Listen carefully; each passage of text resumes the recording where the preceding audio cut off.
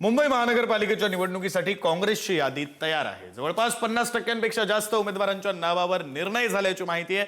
तर मुंबई महापालिका निवडणुकीमध्ये काँग्रेस स्वबळावर निवडणूक लढणार आहे। आठवड्याभरामध्ये काँग्रेसची पहिली यादी निश्चित करण्यात येणार असल्याची माहिती आहे। तर काँग्रेस उमेदवार निवडी प्रक्रियेमध्ये आतापर्यंत 1500 पेक्षा जास्त उमेदवारांनी अर्ज भरला असल्याची ही माहिती आहे। प्रतिनिधी नंदकिशोर गावडे आपल्यासोबत जोडले गेलेले आहेत। अधिकचे तपशील ते देतील। नंदकिशोर, नक्कीच खरं तर संपूर्णच पक्षाकडून आपापल्या जे उमेदवार आहेत त्याची छाननी केली जात असलेली आपल्याला पाहायला मिळते।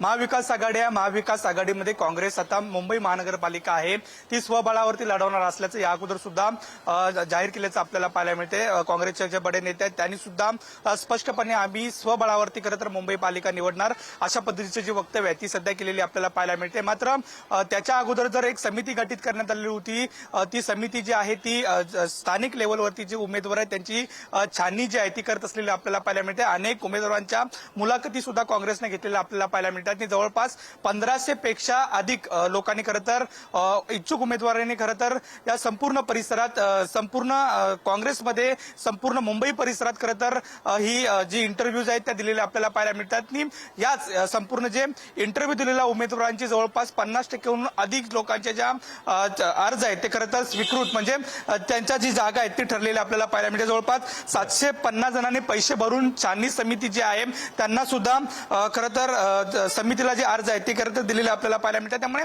एका आठवड्यात संपूर्ण जी यादी आहे ती खरं तर काँग्रेस स्पष्ट करेल। मात्र जवळपास 50%हून अधिक धन्यवाद नंदकिशोर दिलेल्या सविस्तर माहिती।